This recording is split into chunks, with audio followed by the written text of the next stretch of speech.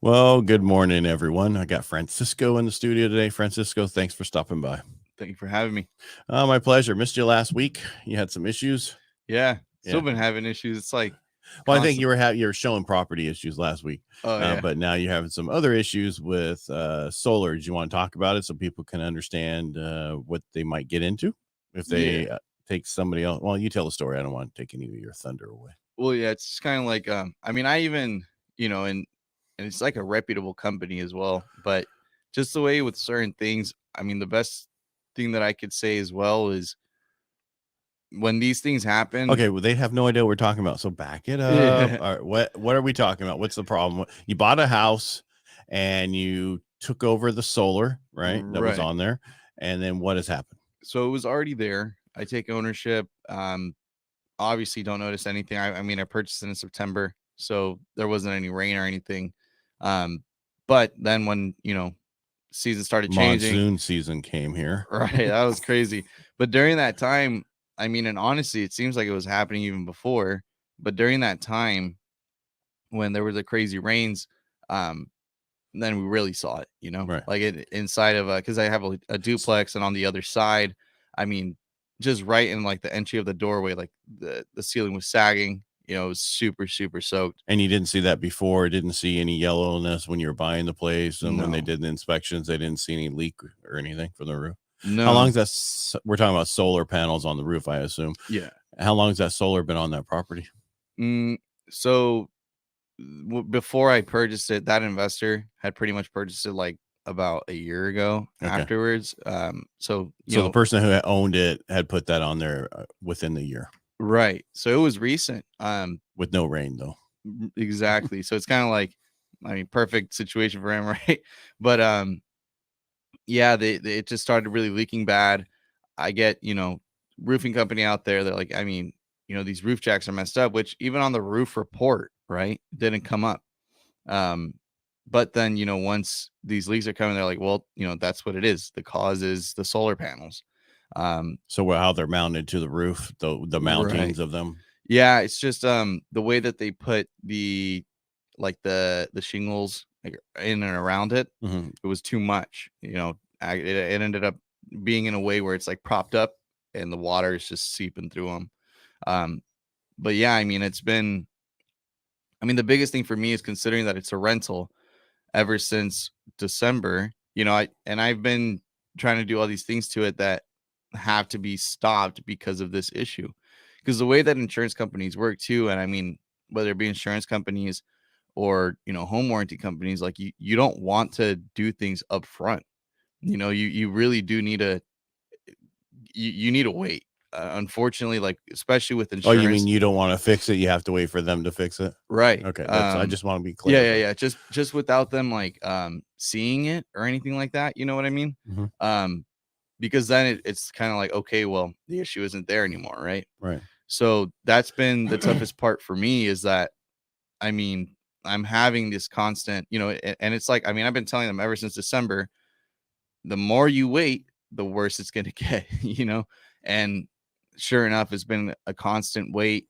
I call them like every day and it's very constant, and the one thing that is upsetting too is like I get handed a case manager or whatever they're handling it, and they're like, okay, now it's with the insurance company, and then I mean, I don't get case answers. Manager at the for solar the solar company. Okay. Yeah. So somebody like so before it even went to their insurance company, they were just trying to handle it. They're like, okay, send us bids, let us know how much it'll be. We'll send you a check, Right. Which I was like, great. That makes it a lot easier, right? But so then, how much was it? Was it expensive? Oh, it's expensive. I mean, the roofing company pretty much said, I mean, at that point, I just need a new roof. Oh, really? Yeah. They were like, because the thing was too is apparently, if there's more than 2 layers of roofing, you shouldn't put solar panels on them. No, well, you should. You shouldn't even have, those. You shouldn't have 2 layers or 3 layers of roofing in the first place. Take it off, do it right. It just that's a cheat. That's just a lazy way to do it.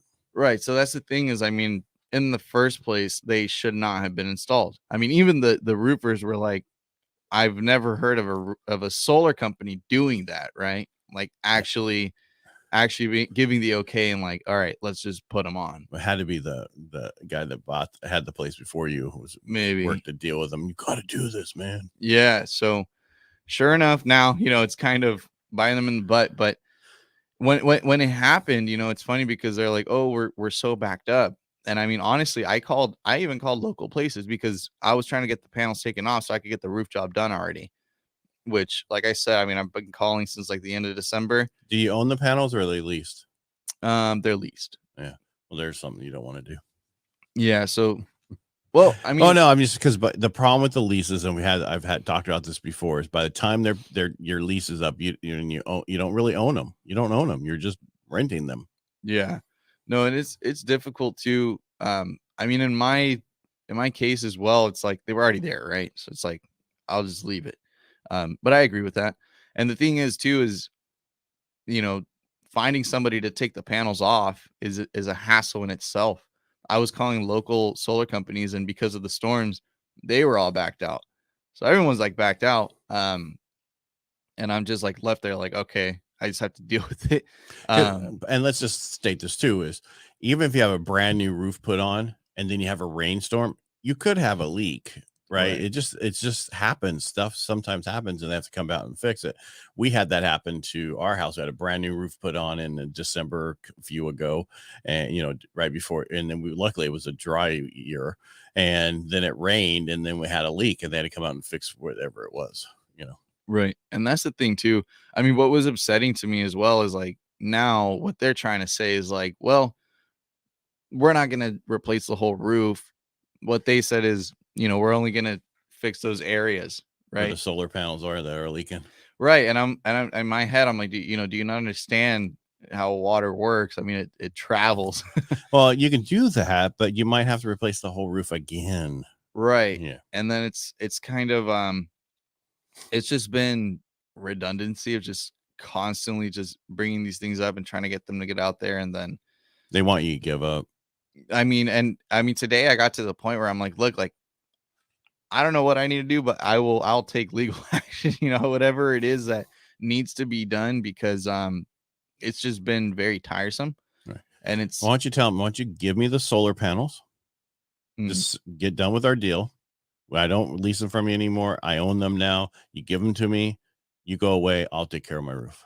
Yeah. No. And even then, and it's been one of those things where, like with the roof, it's been halting everything else that I need to do in there to get it to be livable again. Right. And you can't rent it out because you need it. You need this fixed. So you need to keep track of the cost that it's costing you by their mistake so that you can get that from them too.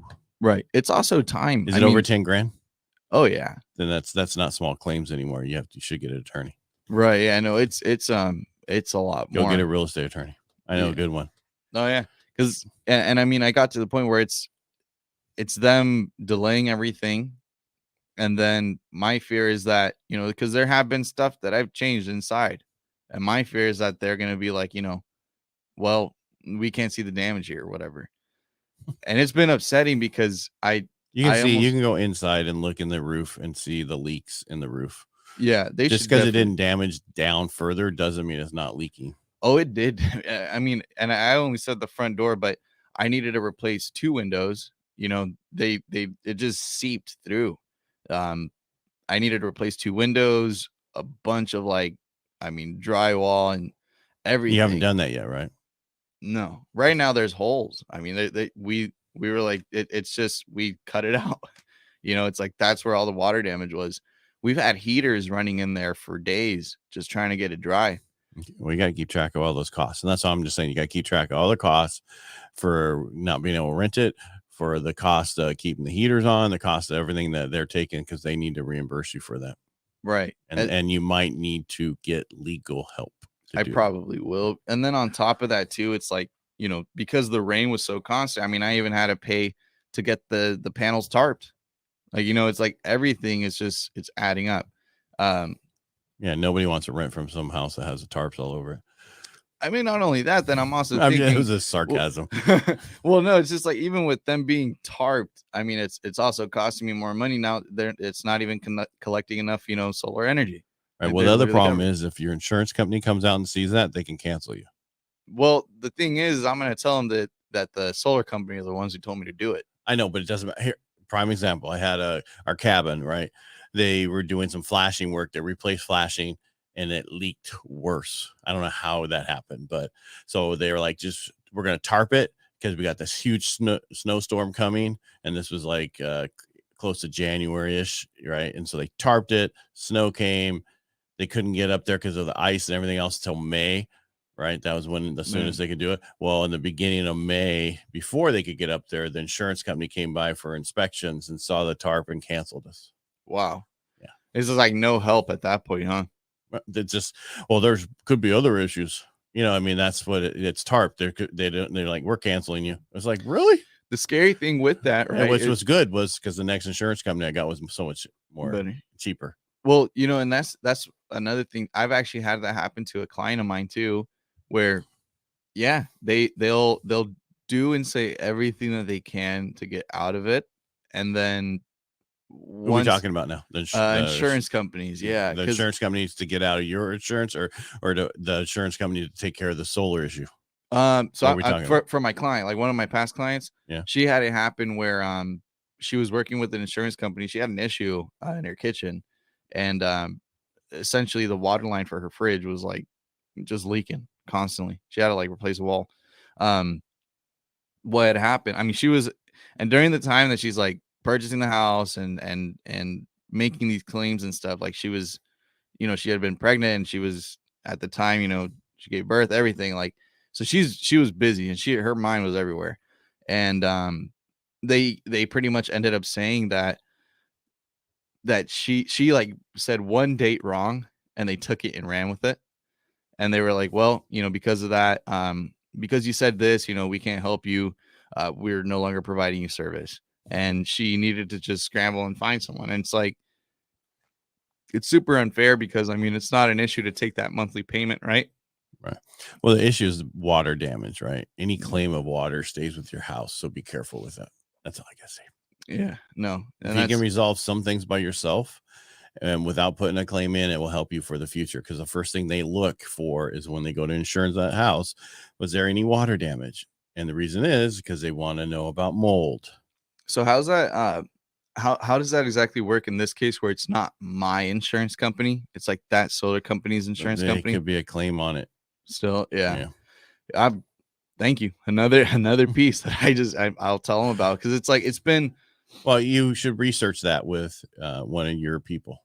You know what I mean? With your and talk to insurance people. I got a couple people you can talk to, and if that's the case, that's more ammunition to get somebody in the legal field to get these guys to move, right? Yeah, man.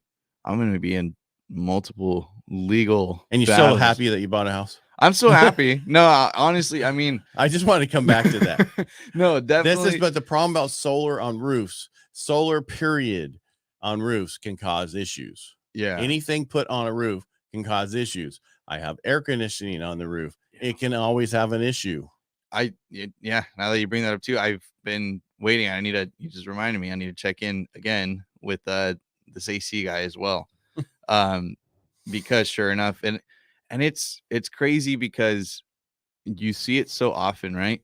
And still there's just no common, I guess, solution. You know what I mean? Like, well, buy a house with the AC on the ground. Yeah. Well, I think too, and it also comes down to, I believe, just the way that, the people are putting them on.